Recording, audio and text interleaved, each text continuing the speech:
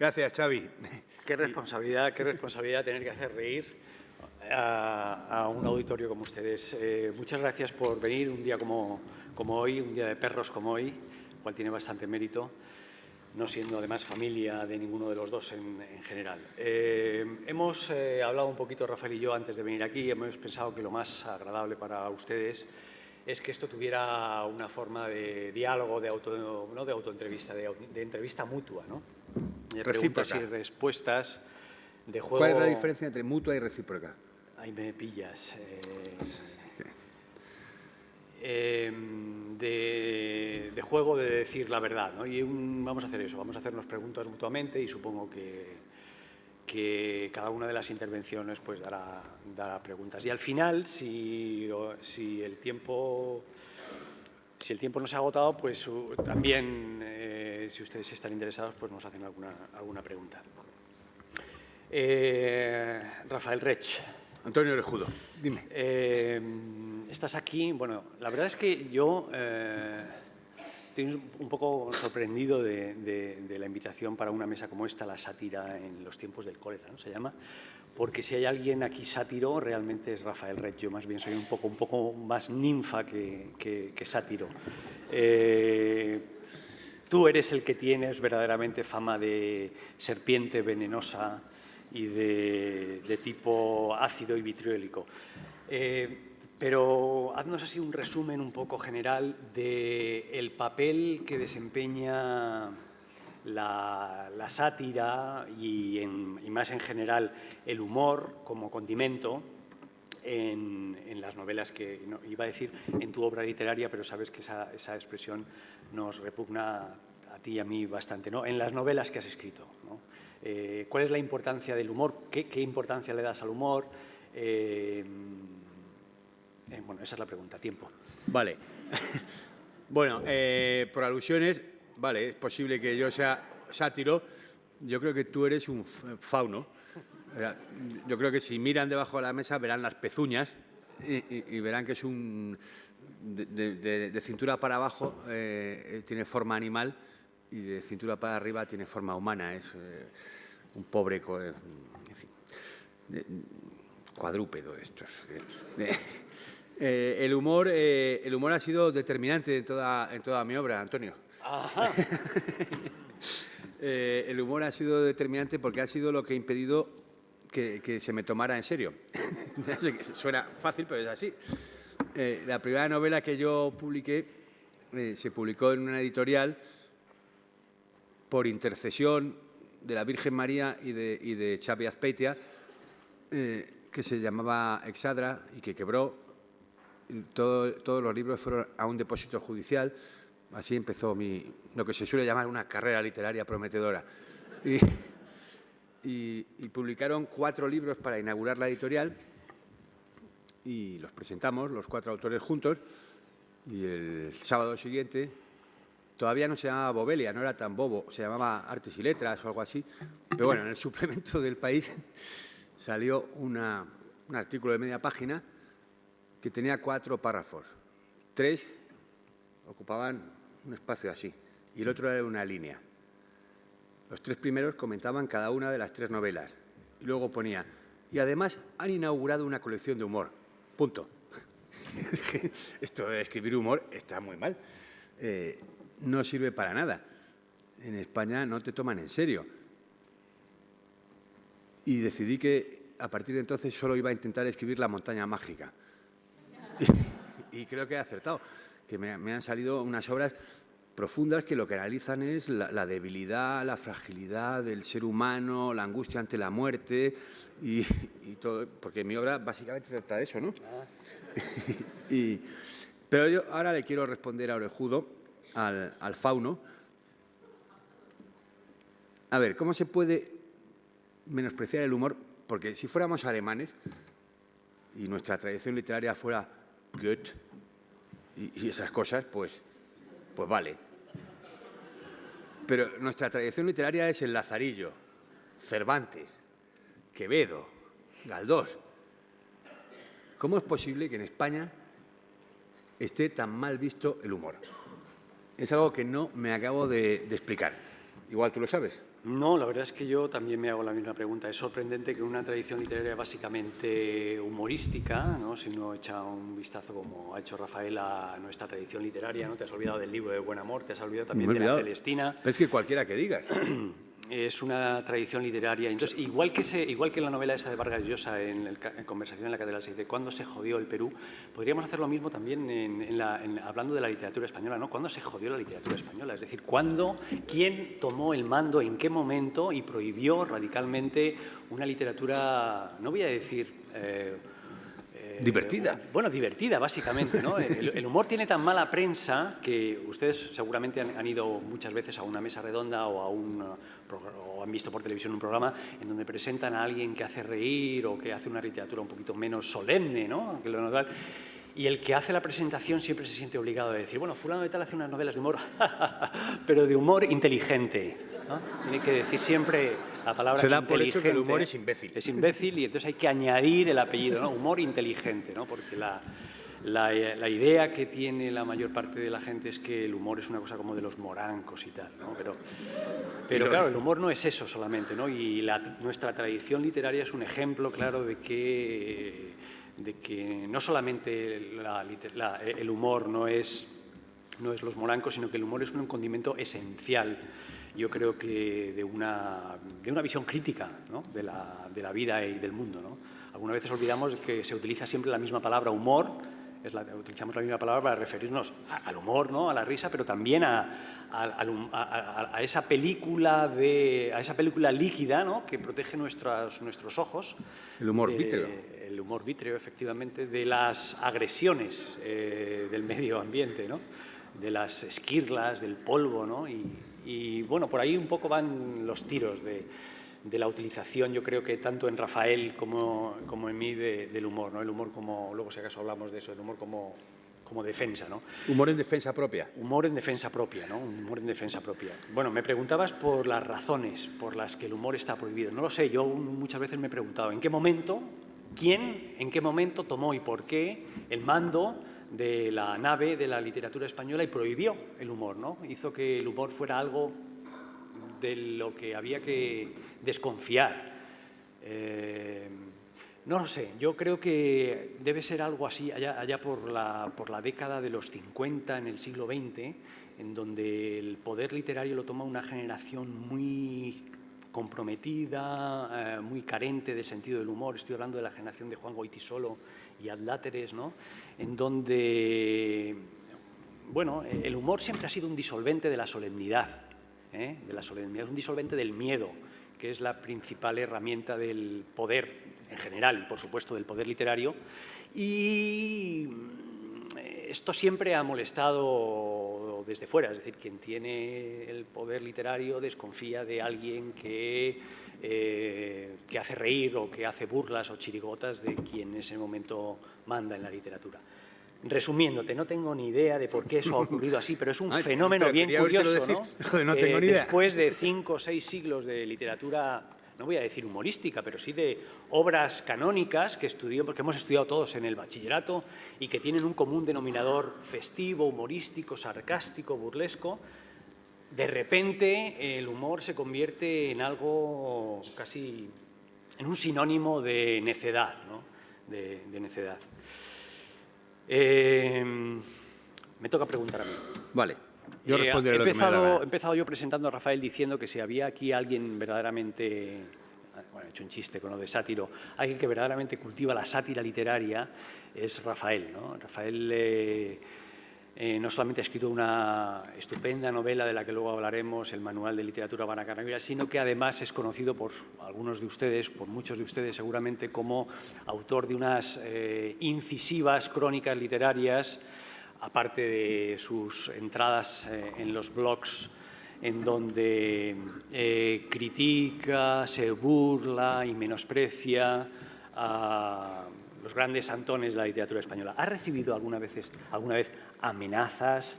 ¿Has sufrido en tu propia carne algún tipo de represalia? ¿Has sido finalista de algún premio y alguien te ha dicho que no te lo iban a dar porque, etcétera, etcétera? ¿Has sentido una contestación más o menos violenta, dentro de lo que en nuestro ámbito literario consideramos violento, a tu agresividad verbal y satírica, sátiro? Sí, la verdad. Algunas, muy pocas. He sentido un aliento frío en la nuca alguna vez. O una vez he tenido que levantar la cabeza al entrar en algún sitio y decir, bueno, que sea lo que Dios quiera. Pero sobre todo, porque lo que quieres es que de nombres, ¿no?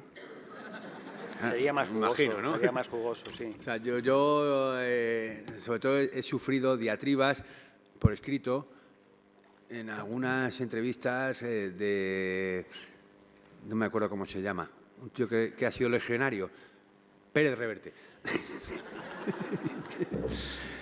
y bueno, ha hecho algunas cosas atroces. Y luego sé que he molestado a otras personas que no hablan de mí, pero hablan de un tal, el bloguero R. Y dice, pues, este sería el caso de Javier Marías, por ejemplo. Por lo demás, no he sufrido la envidia de mis colegas y muy poco más. Yo creo que la sátira, como todos sabemos, o no, yo me he enterado ahora hablando con Orejudo, la sátira en sus orígenes era algo censorio y moral. Yo creo que todos los satíricos son moralistas. Solo se puede escribir sátira desde una posición moral. No es una cosa de chirigota ni de broma. Pienso que todo esfuerzo por satirizar, por poner en evidencia, levantar la techumbre de hojaldre, por hablar de Vélez de Guevara, otro satírico español, es un esfuerzo por desengañar a la sociedad y por endurecerla moralmente. En ese sentido yo me siento un auténtico moralista, nada de sátiro. Por otra parte, creo que el humor, no me voy a extender mucho, creo que el humor es una forma de conocimiento. Yo siempre he creído en el desorden. Hay veces que cuando te cambian las cosas de sitio es cuando las ves de verdad. A mí cuando mi novia me desordena mi habitación, descubro cosas que no sabía que tenía. Digo, anda, pero si tengo aquí las obras completas de Antonio. Y porque antes no las veía, estaban siempre en el mismo sitio.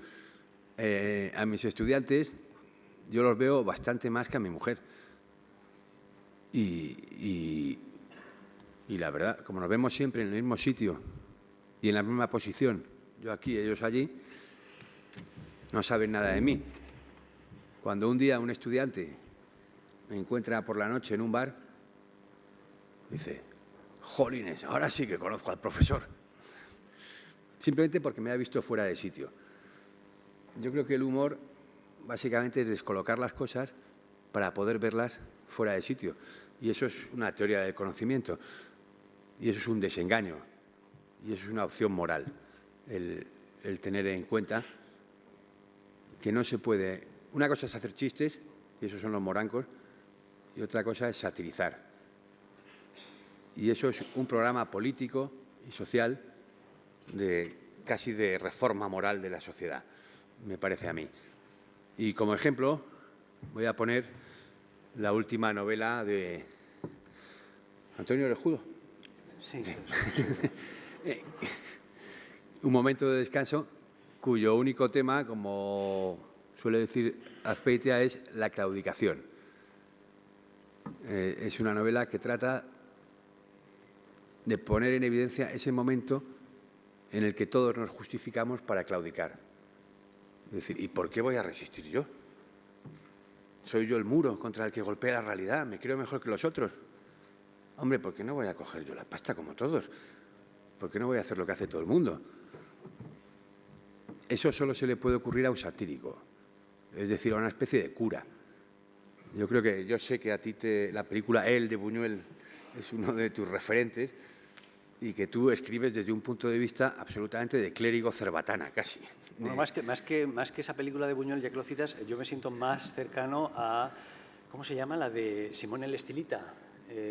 Simón el Estilita. Ah, es verdad, sí, esa es de la que hablamos, sí. Hablamos de esa, sí, ¿no? sí, sí. De Simón del Estilita, Desierto. que de la media película está subido encima, Sí. de la columna, y el resto de la película es un intelectual comunista, ¿no? Que es exactamente, bueno, como yo me siento, ¿no? Una especie de cura en dos versiones, ¿no? del mismo. Efectivamente, ¿no? Yo estoy 100% de acuerdo con La Rafael. pregunta es esa, ¿cómo te sientes? ¿Como un predicador o como un revolucionario que está abriendo corsés? Digo, en un sentido metafórico, ¿eh? Ajá. No, como un cura. Yo tengo una idea bastante curil de mí mismo, ¿no? Yo también. De ti mismo, digo. De mí mismo,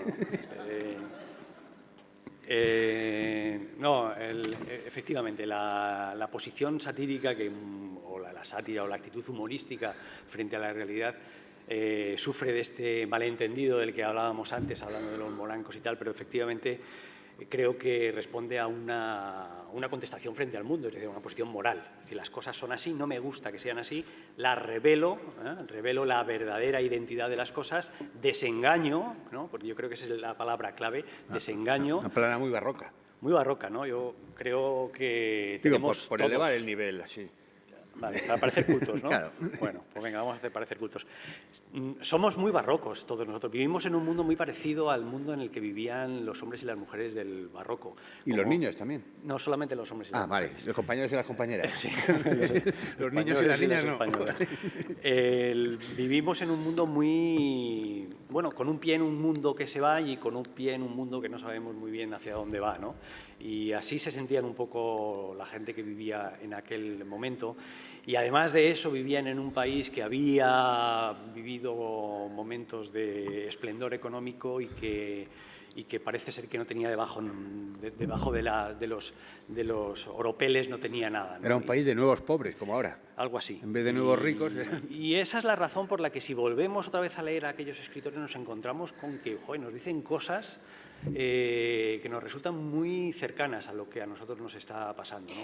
Y no es ninguna casualidad que yo y Rafael nos encontremos un poco cómodos en esa piel de la sátira, ¿no? Que tiene, repito, una función un poco regeneracionista.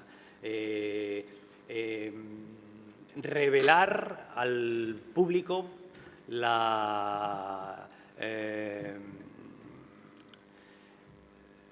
el vacío que esconde la solemnidad en todos los niveles, ¿no? Y desde luego el satírico siempre tiene un discurso moral, o sea que en ese sentido yo me siento muy lejos del hombre que hace chistes y más cerca del cura que se sube al púlpito y censura las costumbres, que es básicamente lo que hace no un sátiro, sino un satírico, ¿no? Escribir literatura que hace reír, cargar la pluma con el humor tiene riesgos, sobre todo en un país como España, donde ya digo que la risa está terminantemente prohibida. La pregunta que yo te querría hacer, querido amigo Rafael... Dime, querido colega y amigo. Si tú no temes, más que con los libros, que generalmente no tratan de contemporáneos, más que con los libros, con tu blog y con tus artículos periodísticos, ¿no temes ser considerado un enfant terrible que no ha escrito una novela que haya pegado un melocotonazo brutal y que por lo tanto se refugia detrás de la sátira, de la crueldad, del ataque personalizado a los escritores para ocultar de alguna manera la falta de talento? Toma ya, qué pregunta, qué dardo acabo de echarle. No, yo no... bueno, yo niego la mayor. Yo creo que sí he escrito un melocotonazo. O varios. Y no, pero además eso tampoco tiene ninguna importancia. Eso es un argumento ad hominem. Realmente daría igual si yo escribo por rencor, porque me he enfadado con mi mujer o porque me ha salido una urticaria. Da lo mismo, lo importante es juzgar lo que uno dice. No, efectivamente, el descalificar, eso es decir, critica lo que no sabe hacer. bueno, esa es la función de un crítico, evidentemente, no pasa nada. No tiene nada que ver. Yo más bien lo que estoy en contra es, ya digo, aparte de un par de ejemplos que ya he citado, yo no tengo especiales problemas con nadie y creo que sería más sano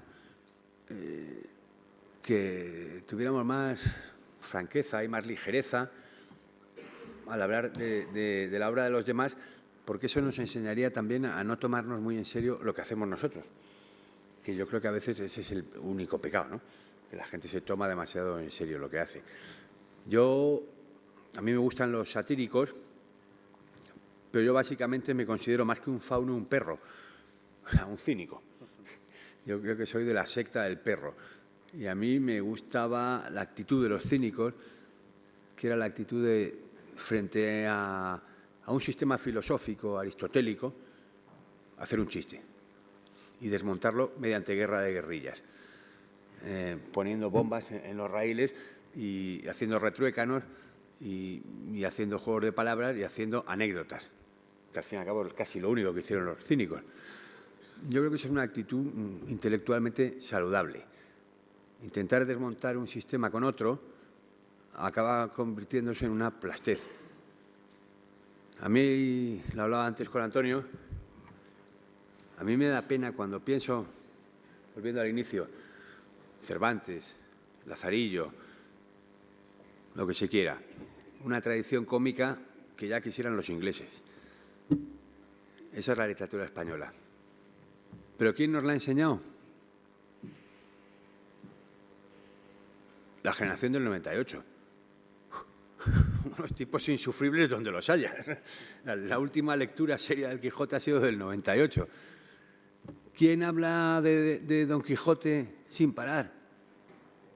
Tipos tan solemnes, pomposos, aburridos, como Gamoneda, el mexicano, ¿cómo se llama? Fuentes. Carlos Fuentes, que no tiene sentido del humor, pero vamos, ni por asomo, defendiendo a Cervantes. Es que eso es como Goiti solo, el tipo más lúgubre de los últimos 50 años. Entonces yo, frente a eso, me parece bien la guerra de guerrillas.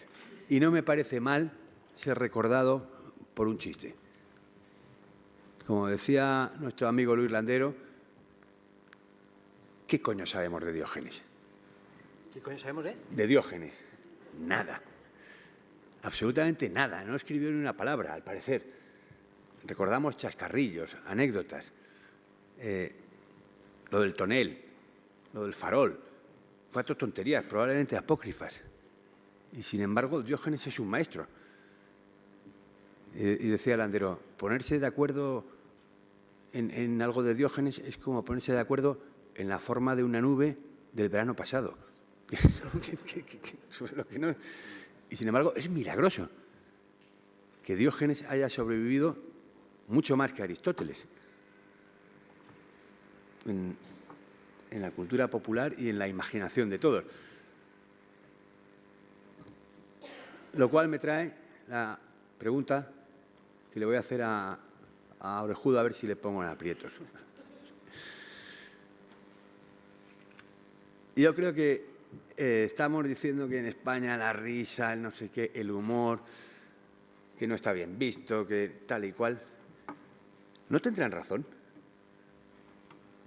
¿No será peligrosa la risa?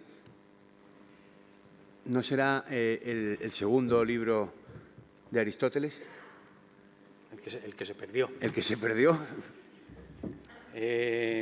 Bueno, yo creo que buena parte del desprestigio de la risa y del humor tiene que ver con eso, tiene que ver con el poder de la risa como disolvente, ¿no? Como disolvente de la solemnidad, como disolvente en una palabra del miedo, que es la principal herramienta que tiene el poder, cualquier tipo de poder, para controlar estamos sufriendo, ¿no? En esta crisis económica, si estamos más o menos calladitos es porque se nos ha metido mucho miedo, ¿no? Miedo a perder el trabajo, miedo a perder, a no ganar tanto dinero como ganábamos antes. Miedo, el miedo es ¿Tú la ganas principal. mucho dinero antes? Yo sí. Anda, joder. Pues págate unas copas, tronco. Yo...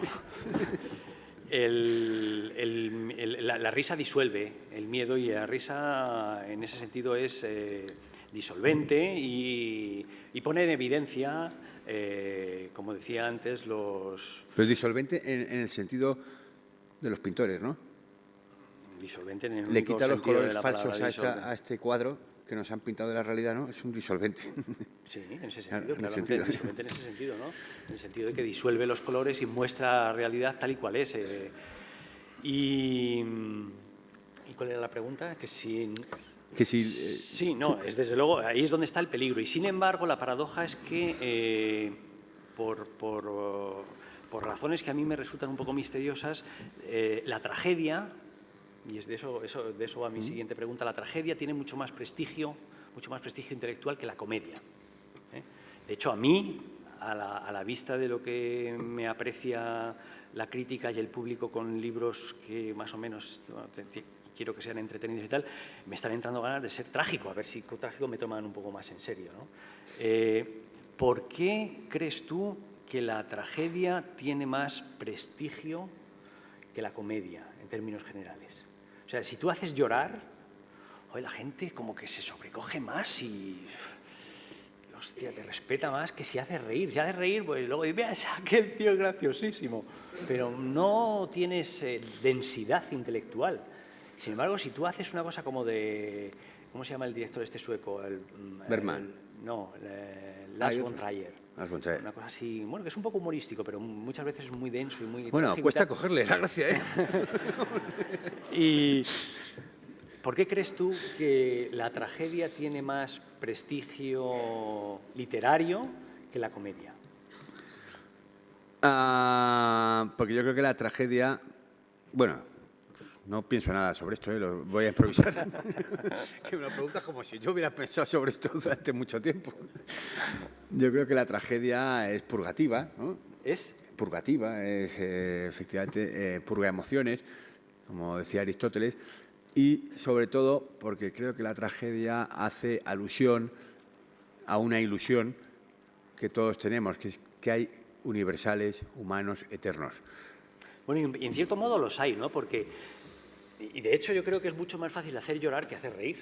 Porque, por ejemplo, alguien escribe una novela o hace una película sobre la muerte de un hijo. Joder, la muerte de un hijo es algo que conmueve a alguien de Badajoz y a un esquimal, ¿no? O sea, se le ha muerto el hijo, hostia, macho. Sí, pero también... Pero sin embargo, hacer reír, el humor es una cosa como muy local, ¿no? Puedes patinar. Puedes patinar. Si haces un chiste, si haces una visión irónica de algo, alguien puede levantar la ceja y decir, ¿y esto? Sin embargo, la tragedia es universal. O sea, el dolor es algo... Todo el mundo entiende, hay universales, la muerte, sí. La muerte es universal. No, universal sí, no, que sea fácil de entender, universalmente inteligible es una cosa. Estoy de acuerdo, el humor solo es inteligible en su contexto y necesita contexto. El humor. El humor. Mientras que la tragedia es algo evidente por sí mismo, ¿no? Lo cual no quiere decir que sean sentimientos universales ni que tengan más valor por ser inteligible. No, digo que literariamente o artísticamente es más arriesgado adentrarte en un terreno cómico, satírico, hombre, por supuesto, humorístico, y sin embargo tiene más prestigio el otro, que adentrarte en un terreno dramático en donde héroe de la trama... Porque consolida esa idea de que estás hablando de algo eterno y universal, de los problemas del hombre, no de los problemas del tipo que vive en Madrid en 1948. Sino de los problemas universales, que son los mismos para el esclavo griego que para Botín. Sí, para un tío, sí. O sea, que a Botín también se le mueren hijos. Y entonces eso es algo universal y humano. Yo realmente creo que eso no es cierto, es ideología y que realmente el humor, por eso hablaba de los cínicos, el humor porque reclama las condiciones materiales, porque reclama las circunstancias, porque dice, esto solo es válido aquí y ahora. Y este chiste no se pueden reír generaciones. Con aquello de, ¿ha visto usted a mis tetas? No, pero me gustaría verlas. Pues mis hijas ya no se ríen, ¿no? No, pero si solamente hacía hincapié en el hecho de que pese a ser una actividad artísticamente más complicada, más resbaladiza, más arriesgada, tiene menor prestigio literario, menor prestigio artístico, una película de humor que una película dramática, una novela que haga reír que una novela... Es que no se me ha explicado, siempre subrayo la paradoja. Yo he intentado responder, o sea, yo creo que es algo ideológico, porque el poner el énfasis y el valor en la tragedia es poner el énfasis y el valor en lo espiritual y humano, en lugar de ponerlo en lo material y concreto, en lugar de ponerlo en las situaciones, en decir, sí, pero es que tú eres el obrero y yo el jefe. Es decir, no, da igual, todos somos padres. Cuando además es una opción ideológica, reaccionaria. La de decir, bueno, el énfasis va a estar en el valor, se lo vamos a añadir a la tragedia, porque eso nos hace a todos iguales. Independientemente de la lucha de clases, independientemente de que tú seas lo que sea, mientras que un chiste solo se puede entender en un contexto material, ¿no? Esa es mi respuesta. Un tipo realmente inteligente, Rafael. Te tengo que hacer una pregunta. Vamos a cambiar, no, vamos a cambiar. ¿Sí? ¿Te toca a ti preguntar? Creo, ¿no? No me acuerdo, yo ya me he liado. Pero venga, tú tienes una idea, tira para adelante. Venga. Del papel de la sátira o de la desmitificación o de la iconoclastia en la pedagogía. Es decir, me estoy acercando a uno de los mejores libros de Rafael, o al menos uno de los libros que mejor leen los estudiantes a los que yo les encargo lecturas. Yo soy profesor de literatura española y, como pueden ustedes, ¿no? Y sin embargo, no leen ni los profes. No leen ni los libros del profe, efectivamente. Sin embargo, de la lista de lecturas que yo suelo darles en una asignatura que de vez en cuando doy en la universidad, que se llama, bueno, pues, se llama Tendencias actuales de la literatura española, con ese nombre tan rimbombante, aprovecho para meter novelas del amigo y las tienen que comprar en mi librería, pues yo soy librero también. Y es un negocio redondo. Pues no he olido un euro, macho. No he olido un euro. Bueno, espérate. Bueno, el caso es que una de las novelas que les doy a leer es el manual el manual, ¿cómo se llama la novela esta? El manual de literatura para caníbales. El autor es Ruiz, sí. Ricardo Ruiz. Manual de literatura para caníbales, y sorprendentemente es la novela que leen con más placer. ¿Y por qué sorprendentemente? Eso es lo que quiero que me expliques tú exactamente. ¿Cuál es la relación o sea, por qué unos individuos que normalmente no leen, que están se sienten tan cómodos leyendo un libro, pero no lo quiero llamar novela porque no lo es en realidad, un libro como el Manual de Literatura para Caníbales?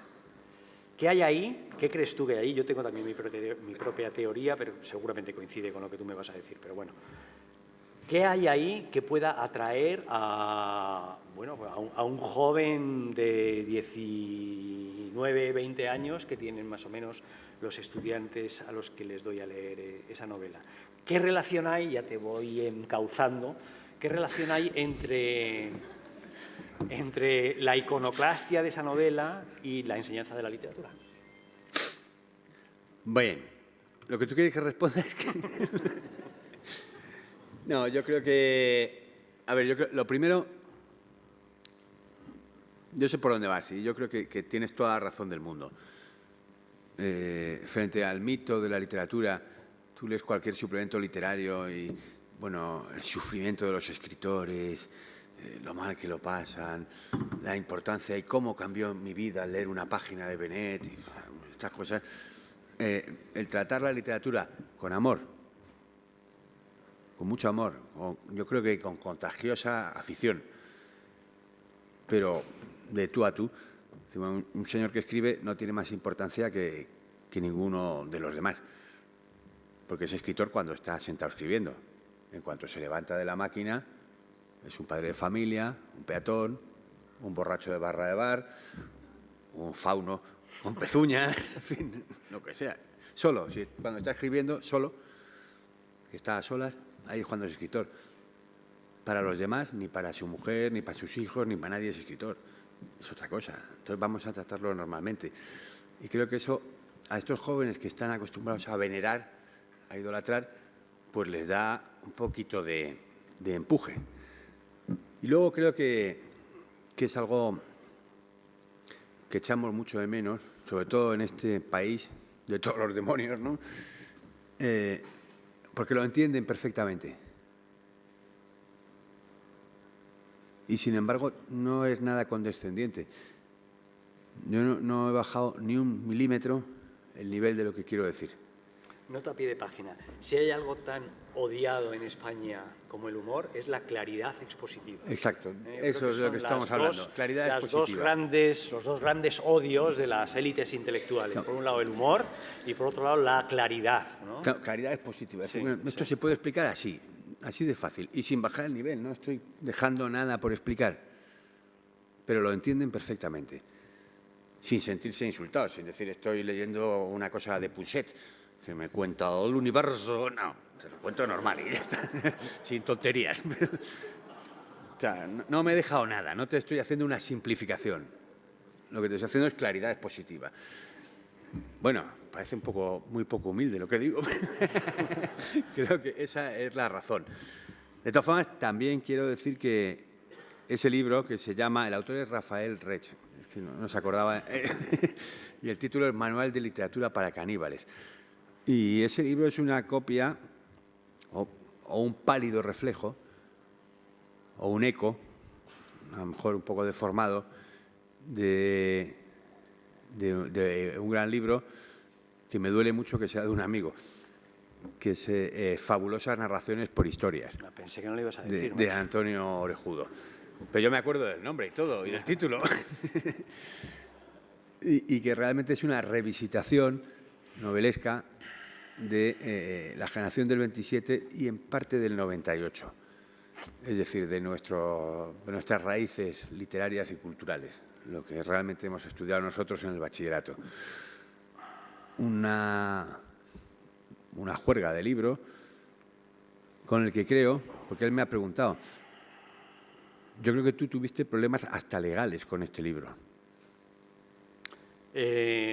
Bueno, sí, no, ese libro, lo que más me hubiera gustado a mí es que el libro se hubiera prohibido. ¿Pero alguna editorial se negó a publicarlo? Sí. ¿Por consejo legal? Sí. Yo acababa de llegar a España, vivía fuera y una editorial española muy importante me dijo que me lo iba a publicar y luego a tiempo Universo. Después, Era otra. Y luego, al cabo del tiempo, a los 2 meses, pues me dijo que no, el departamento legal de la editorial no quería publicarla. Tiene un poco esperpéntico todo. Sí, que solo si dejabas tu pasaporte y 200.000 pesetas de fianza te la publicaban. Pero sí estoy de acuerdo en que efectivamente perder un poco ese respeto un poco supersticioso, casi religioso, ¿no? Que en nuestro caso... Esotérico, es decir. Esotérico. Es decir, solo esto es importante porque lo entendemos pocos. Porque lo entendemos pocos. A la literatura española, en general, y en particular a esa especie de iglesia laica en la que se había convertido la generación del 27, pues fue uno de los éxitos de la novela. Aunque yo nunca estuvo en mi ánimo escribir una novela contra la generación del 27. Yo estaba hablando de otra cosa diferente y aquello vino un poco por añadidura, ¿no? Yo en realidad lo que quería era dar una patada en el culo de una generación, ni siquiera una generación literaria, de una generación anterior a la mía en su gusto literario, ¿no? Y ese gusto literario era esa generación del 27, ¿no? Y la novela, como casi todas las novelas, tanto que ha escrito Rafael como las que he escrito yo, tratan también del desengaño, ¿no? Y nada mejor que la generación del 27, que ha estado siempre elevada en un altar, para hablar del desengaño, ¿no? Hablar cómo las cosas no son exactamente como nosotros creíamos que eran, ¿no? Veo una figura amenazante en el pasillo que me indica que es el momento de ceder, si no nosotros tenemos rollo para rato, si ustedes quieren hacer alguna pregunta y nosotros pues estamos encantados de responderla. Quedan más o menos 10 minutos para terminar y no se sientan obligados. No, sí, es la oportunidad de meterse con Antonio. Que viene poco a Madrid, yo vengo mucho, entonces... ¿Tienen alguna pregunta? Ahí hay una mano.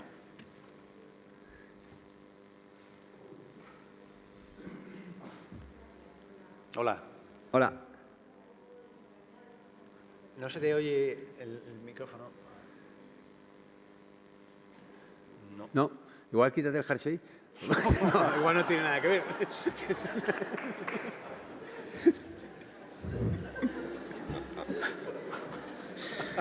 Ahora, bueno. ¿No? ¿Ahora ya? ¿Sí? Hola. ¿Quién era de los dos el sátiro? Lo he dicho al principio. Os noto un poco desengañados, como si pertenecierais o os pusierais a un lateral de una corriente principal de la literatura. Yo lo veo justo al contrario. O sea, creo que representáis una especie de espíritu de época, que a lo mejor no tanto español, pero sí occidental. Podemos hablar de la parodia desde los años 70, 80. No sé si os estáis mirando demasiado el ombligo aquí dentro y no estáis mirando fuera. Un comentario. Gracias.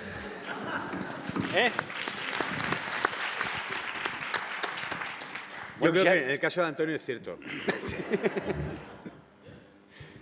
No, si algo no puede dejar de ser uno es contemporáneo, eso es evidente, ¿no? Sin duda alguna. Desengaño, sí, absolutamente. Yo creo que forma parte de la corriente emocional del momento en el que estamos viviendo. Y yo no soy un marciano, yo vivo aquí, ahora. Y lo que siento es exactamente lo que tú has dicho, desengaño. Y si escribo de algo, escribo de eso, efectivamente, del desengaño. De que yo pensaba que las cosas eran de una manera y que resulta que son de otras. Ese es el hilo argumental de casi todas las cosas que escribo. Que eso es una corriente más general a la nuestra, es muy probable. Ya te digo que lo único que uno no puede evitar ser nunca es contemporáneo.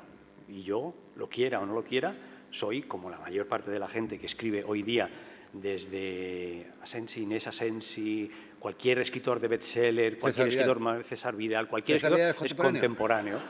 Es contemporáneo. O sea, soy un hombre de su mundo, que escribe sobre lo que le preocupa y sobre lo que le... Rafael. Yo estoy totalmente de acuerdo. Por eso hemos dicho antes que la sátira es un programa político. Y hoy en día, bueno, Antonio y yo, cuando murió Franco, teníamos 12 años. Nosotros no éramos lo bastante mayores, nosotros no hicimos la transición. A nosotros nos la hicieron. Y bien que nos la hicieron, ¿eh? ¿Cómo no vamos a estar desengañados? Estamos muy desengañados y tenemos que decirlo y tenemos que contagiarlo. Y realmente aquí me vuelve el curita, que soy igual que Antonio, un predicador, un Simón del desierto, un cura. Yo sí quiero crear conciencia. Ya sé que esto suena del año pun y feo, no, pero sí quiero intervenir en la discusión pública y crear conciencia. Es que el gran malentendido es pensar que el escritor que hace humor, o el satírico, por volver al tema que enciende o que inspira esta mesa redonda, es un escapista, es todo lo contrario. El satírico es un escritor político. Es el que más se moja. Es un escritor político. Yo me considero, pese a que soy muy consciente de que muchos lectores consideran que mis novelas son disparatadas, yo me considero un escritor social, político. Yo no escribo de otra cosa que de lo que me rodea. O sea, que no me extraña nada de lo que estás diciendo, naturalmente, que estoy dentro de una corriente de escepticismo general y de desengaño.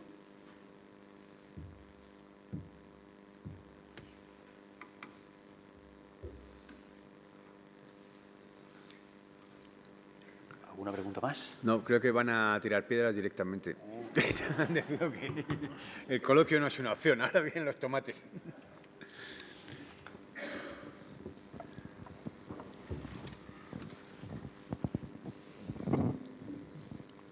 Bueno, yo quería preguntaros si dentro de la moralidad de la sátira, que me parece una cosa novedosa que habéis hablado, el fondo moral de la sátira, si no os parece mal